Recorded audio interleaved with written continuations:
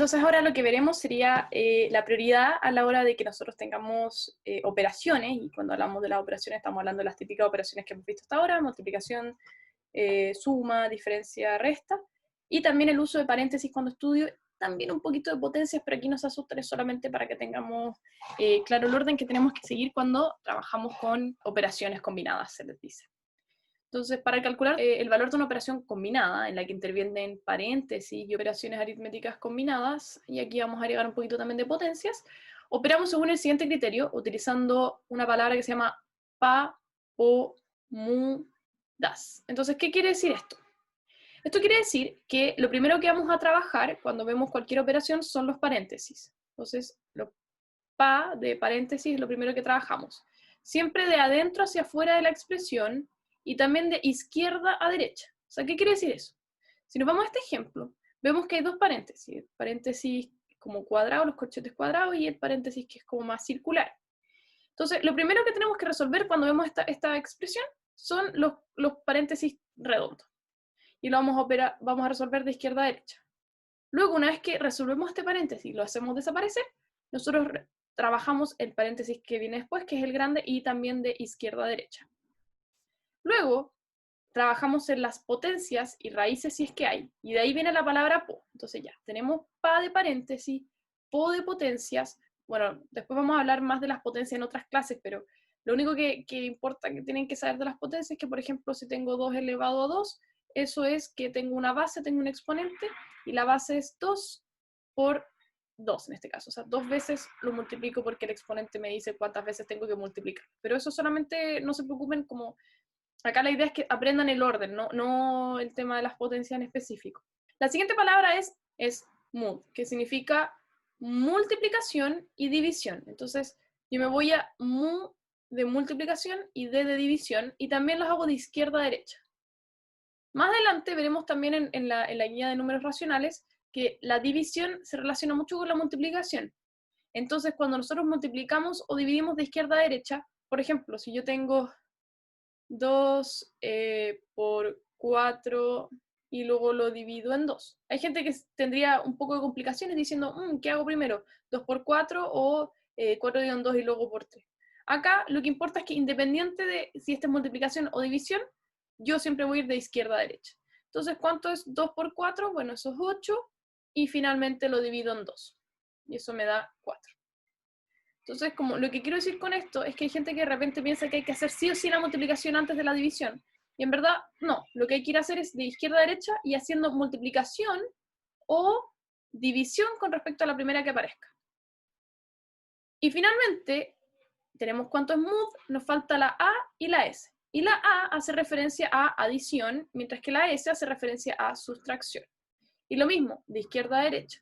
Entonces también, lo mismo que acá, siempre voy a hacer de izquierda a derecha, independiente si me parezca suma o resta. Entonces, si me parece una suma, hago la suma; si me parece una resta, hago la resta, pero siempre de izquierda a derecha. Entonces, en este caso, si vemos el papo mudas, lo primero que hay que hacer es paréntesis. Entonces, nos paramos en este régimen. Y dentro del paréntesis, lo primero que hay que hacer son las potencias. Entonces, tal vez no tengan muy fresco lo que son las potencias, pero independiente de eso, lo van a ver más adelante. Lo importante es que sepan que lo primero que hay que resolver es esto, y 2 elevado a 3 me da 8, y luego si veo acá hay una división, eso tiene una mayor prioridad a la hora de estudiar esto, entonces me da 2, y 2 más 3, ahí lo resuelvo, me da 5. Y fíjense que una vez que sumamos esto, podemos quitar el paréntesis porque llegamos a un número. Luego nos queda este paréntesis completo. Y como tenemos este paréntesis, hay que ver qué es lo que tiene prioridad en este caso. Lo que tiene prioridad es la multiplicación. Por ende, 2 por 5 me da 10. Y luego lo que tengo que ver es, ok, lo único que me queda hacer acá es 6 más 10, lo que me da 16, pero hay un menos anteponiendo, entonces me da menos 16 esa expresión. Y luego, cuando veo el resultado que me queda aquí, lo primero que tengo que hacer es multiplicar 7 por 3, lo que me da 21. Entonces 7 por 3 me da 21. Y le resto 16. Y 16 y 21 menos 16 me da 5. Y ese es el resultado correcto. Entonces, este es el camino que tienen que seguir para poder resolver esta expresión de acá arriba. Y recomiendo hacer un par de ejercicios, soltar la mano. Incluso ustedes podrían darse uno. Hay muchos en internet y nosotros en nuestra guía de ejercicios les pusimos un par para que suelten un poquito la mano con esto. Y esto es súper importante. Lo último que vamos a ver cuando hablamos de operatoria de números enteros corresponde a la cerradura. ¿Y qué es la cerradura en los números enteros? Como recordarán, vimos la cerradura en números naturales, y en los números naturales se cumplía la cerradura para la suma y para la multiplicación. ¿Y qué era la cerradura? Significaba que si yo tenía mi bolsa de conjuntos, y yo sacaba un elemento de aquí y lo operaba con otro de aquí, el resultado me iba a dar un elemento también de la bolsa. O sea, ¿qué quiere decir eso? Cualquier número entero sumado con otro entero nos va a dar también un número entero. Y eso ocurre siempre. Por lo tanto, se cumple la cerradura para la suma. Lo mismo ocurre con la resta. Ahora, ¿se acuerdan que en números naturales teníamos que se cumplía esto y se cumplía esto? Bueno, ahora adicionamos esto. ¿Por qué? Recuerden que nosotros partimos esta clase diciendo que nosotros agregábamos los números negativos para poder restar cualquier número con cualquier número y también el cero. Por ende, ahora que nosotros agrandamos nuestro conjunto numérico, sí se cumple la cerradura para la resta. Y en el caso de la multiplicación se sigue conservando el hecho de que todo número entero multiplicado con otro entero necesariamente dará otro entero. Los dejo invitados como propuesto demostrar que no se cumple la cerradura en la división, como ejercicio para ustedes. Si continuamos con el estudio de los números enteros, vamos a llegar a una materia que se llama paridad. ¿Y qué quiere decir la paridad? Es principalmente estudiar el hecho de que los números son pares o impares. Y nosotros introducimos la paridad recién en los números enteros. ¿Y por qué? Porque si vemos la recta numérica, notamos que con amarillo nosotros marcamos los pares. Entonces, todo el mundo sabe que el 2 es par. Y el 4 y así. Pero a la gente de repente no se le ocurre pensar que para atrás también tenemos números pares. Y lo interesante es que si vemos, los pares siempre están a una distancia de 2 unidades y nos da la sensación de que el 0 es par. Y en efecto es par, al igual que el -2, al igual que el -4 y así. Mientras que los impares corresponden al -5, -3, -1, 1, 3, 5. También están a la distancia de 2 unidades siempre. Entonces, ¿qué significa que un número sea par? Más allá de lo que todo el mundo puede intuir. Primero, un número es par si este se puede representar como 2 por k, donde k es un número entero. ¿Qué quiere decir eso? Que todos los números que tengo acá son 2 por algo.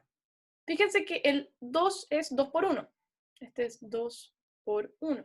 El 4 es 2 por 2. El 0 es 2 por 0. El -2 es 2 por -1, que me da -2. El -4 es 2 por -2. Esa es la gracia.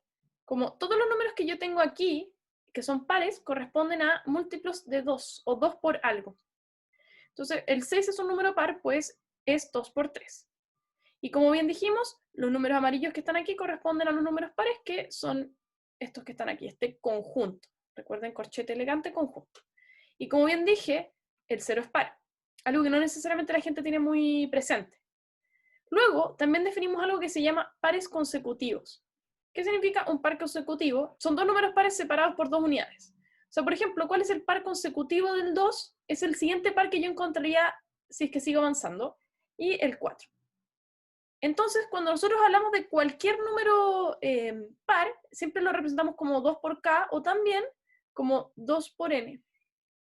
Y ese n es de número entero. Y también podríamos pensarlo como 2n más 2, el par que viene después, porque yo le tengo que sumar 2 unidades a la derecha, con n perteneciente a los enteros. También es importante notar que el par anterior es 2n menos 2 con respecto a 2n, y también pertenece a los enteros. Y aquí quiero hacer un poquito también de hincapié, es qué pasa con los números que son impares. Bueno, en verdad, los números impares siempre son como un par desplazado a una unidad. Por ende, nosotros podríamos pensar que este es un par, como el -4, que le sume 1. O por ejemplo, el 3. El 3 es el anterior más 1, o sea, podría ser 2 por 1 más 1. El 5 podría ser 2 por 2 más 1. Y así, siempre es como el que yo tenía antes más una unidad. Por ende, los números impares se describen con esa nomenclatura. Si nosotros nos vamos a la definición de números impares, vamos a encontrar con que un número es impar si se puede representar como 2k más 1, siendo k un número entero. Es lo que les decía, es un par más 1, porque yo sé que un par si le sumo una unidad o le resto una unidad, me va a dar un impar. Eso es súper importante. Por ejemplo, el 5 es impar, pues puede representarse como 2 por 2 más 1, porque 2 por 2 es 4, y más 1 me da 5. Y en la recta que nosotros vimos antes, como bien dije, en verde están los números impares y corresponde a este conjunto. Y también están los impares consecutivos, que es la misma idea que teníamos cuando hablábamos de los pares consecutivos. Y es que como dos números impares están separados por dos unidades, también podemos definir esta diferencia de la siguiente manera. Si quiero representar dos impares consecutivos, ocupo esta nomenclatura. 2n menos 1 y 2n más 1. Porque la diferencia entre menos 1 y más 1 son dos unidades. También yo lo puedo definir como 2n más 1 y 2n más 3, donde le sumé al anterior 2. Lo mismo que hasta acá, le sumé 2. Entonces era un par, me voy a la izquierda, o un par y me voy a la derecha. Esos son pares consecutivos. También yo puedo ocupar 2n menos 1 para representar un número impar y etc. Hay muchas formas para definirlo.